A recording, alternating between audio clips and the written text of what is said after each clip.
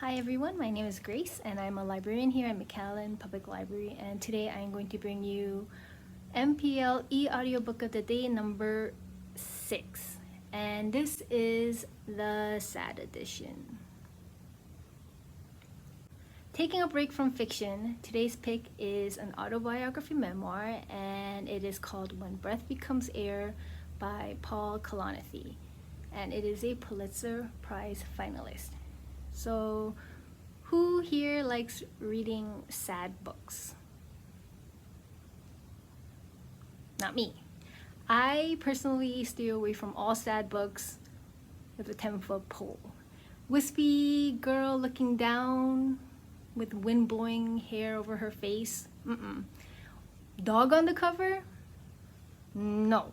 But I do have some exceptions, which is of course memoirs or autobiographies.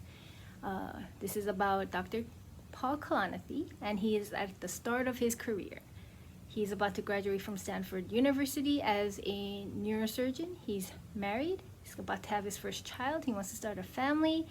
And then he finds out he has inoperable lung cancer. In this memoir, you'll read his thought process and why and how he kept moving forward, continuing to live and engage with his life even when there was no hope for a cure. It was thoughtful, eloquent, and heartbreaking, but I really recommend it.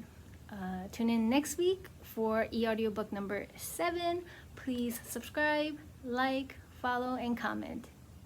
Bye!